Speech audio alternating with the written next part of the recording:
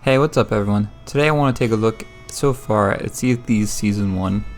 We're about halfway through and I feel like I've had enough time to play through the season a bit and gather my thoughts on it. So first I want to take a look at how the season system actually works. So the main way to level up in the season pass is by doing trials. While I've been able to understand the system, I still think it's too complicated for most players, which is why I started making challenge guides in the first place. Personally, I like having all the challenges out at once and being able to plan a way to do them my way. However, I see two problems with this. First, it's very daunting looking at all those pages of challenges, and I think many players probably see that and are just very lost of where to start. I actually had to make a spreadsheet of all the challenges just to make sense of it. If the challenges were released slower, maybe one new trial set a day or a group of all levels of difficulty together and released once a week, that might be better. For example, week 1, Novice Sailor, Proficient Sailor, and Expert Sailor come out together. The second reason is to slow the release of challenges so that people aren't finishing the whole season within the first 2 or 3 weeks of the season starting. And a lot of people are actually getting really far in without grinding at all. It's just super easy to level up your renown, so I'm not trying to complain too much about that. However, at the same time, I don't know if it should be that easy. Another way to fix the trials, or at least make them better, is to have some sort of filter system. One of the reasons I made that spreadsheet that I mentioned is so that I could search up keywords and find all the challenges related to it. If search is too hard for them to implement, they could at least make a filter so you could see all the challenges that relate to certain topics. For example, like tall tales, or other ones where you require a crew or something. Finally, I think the amount of level for each challenge and what amount you need to level up should be shown. I find it super frustrating that doing one challenge barely bumps me up, but another challenge just basically goes up an entire level. Moving on from the season system, let's now take a look at the actual season pass itself. First, the positive stuff. I think Sea of Thieves offered a lot for free with this season pass, more than other games have done, and I'm happy to see a game company not being super greedy with its customers like some companies. It's a good first attempt, however there's a lot to be improved. I really like receiving a new title every 10 levels. I think it's a nice way to show your progress in the season. A lot of the season pass, however, is just gold and doubloon rewards, and I find that very annoying. Doubloons aren't as bad since it's a bit more rare, but really gold. The season was supposed to be a way to breathe new life into the game for older players. But the thing is, older players already have a crap ton of gold, so seeing 10,000 gain from leveling up is not exciting to me, and I'm sure many others. Even if they wanted to keep the gold, give us like a season shop where we can buy exclusive stuff with gold, and then at the end of the season it's kind of like gone and it becomes rare. Because I know the other stuff in the pass isn't supposed to be rare according to what Sea of Thieves has said so far. Let's go ahead and talk about the Shroudbreaker Rewards. I think it's a huge missed opportunity. I would have loved to have seen the season follow a theme with rewards to match. The season could have been set around the Shroudbreaker, where as you level up, you get the pieces to an entire new set of cosmetics. Each 10 levels you get a new piece of the ship. Also in there you get the tattoos and makeups and other stuff that we already have seen in there. The titles already go along with the Shroudbreaker theme, so I feel like it was intended to be this way, but it wasn't executed well. Heck, if they really wanted to make it great, they could have also done Shroudbreaker clothes, weapons, and equipment. Maybe even have them as the rewards for the season events.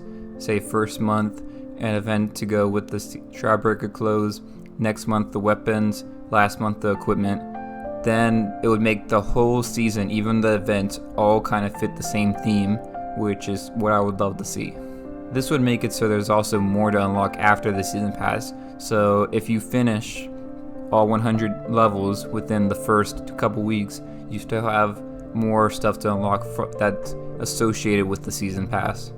Alright, I think I talked enough about the season theming and the free rewards. Let's talk about the Plunder Pass.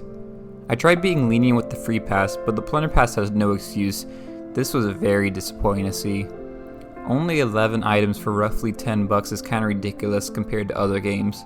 If we look at a game like Fortnite has every level of their battle pass have a premium reward. Sea of Thieves doesn't need that many, but it does need to drastically increase the amount of rewards to be earned. Another thing that you can see in other games like Fortnite is that you can earn the in-game currency, so whether it's V-Bucks or in Sea of Thieves it'd be ancient coins, but you can actually earn the cost of the battle pass and more some. This means if you buy it once, you don't have to actually spend any more real money to get the pass again the next season and the season after that. So bringing it back to Sea of Thieves, they give you ancient coins in the season pass, but it's only worth about a fourth of the actual Plunder Pass. And it's not even part of the Plunder Pass, you just get that if you're playing the game regularly. I think at the very least, if you have the Plunder Pass, you should be able to earn at least 1,000 ancient coins within the season. Alright, let's talk about the actual rewards within the Plunder Pass. I feel somewhat ripped off with this pass. It's more like a sampler at a Costco rather than anything of value. You get random ship parts that don't really go together and aren't really something I'd assume sold well. I enjoyed getting the emotes. The weapons are kind of bad looking to me personally, but that's just my opinion. And geez, no one wants this costume here. I think the thing that annoys me the most is that most of the stuff is just random things we already had in the shop. If they keep just putting random stuff in the Plunder Pass, why would I ever buy something from the Emporium? The Plunder Pass needs to be original content and be a better set together. They could have made a whole Dark Warsmith set to match the weapons and with a full ship set, costumes, and maybe even a pet at tier 100. Finally, with the season pass, let's talk about Pirate Legend rewards. Why is there so much hair? Literally 3 of the 4 Pirate Legend rewards are hair related in some way, and none of them look good to me. I know some people will like it, but the only good Pirate Legend reward we got is the Pirate Legend Curse, which is the best thing in the whole pass to me. They should have made the Dark Adventure weapons that just came out as part of the Pirate Legend rewards. That would make a lot more sense to me. Alright, the last thing I want to talk about is the actual season itself. So Rare sold seasons to us as being 3-month long with major content updates and events every month. So our first big content update was the merch and lost shipments, which I find really fun. Actually, however, I don't see that as enough to last me 3 months. I'm already kind of over it, doing it 6 or 7 times now. Maybe I'm impatient, but when I think of a big content update, I'm thinking a bit bigger like Fort of the Dam or the Devil's Roar. I'm craving something that creates and encourages PvP like the Fort of the Dam. Something that can be activated whenever and can be seen by everyone with massive rewards to complete. The first event we got was the Champion of Souls event, which was alright.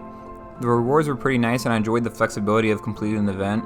I got all my rewards just by jumping off ships and killing skeleton captains when I saw them, and I enjoyed that. Then came the Festival of Fishing event, and for me personally I wasn't a big fan. However, I would say if they added those as permanent voyages and had an easier way of getting the right bait, I'd be happy.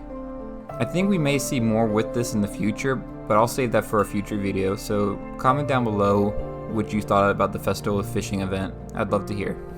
Alright, before I end the video, I just want to say I'm really happy with the new season system in the game, and I look forward to seeing it get better in the future. There's a lot Rare can do to make seasons better beyond what I came up with, so I want to hear what y'all think in the comments. Was I too critical on Season 1, or do you agree with what I said? If you enjoyed, whether you agree with me or not, I appreciate it if you dropped a like and subscribe down below. And if you want to talk more about Sea of Thieves and other games, consider joining our Discord, link in the description. If you want to support the channel, you can support over on Patreon. We also stream on Twitch if you want to come hang out with us on there. And until next time, I'll see y'all later on the seas. Bye y'all.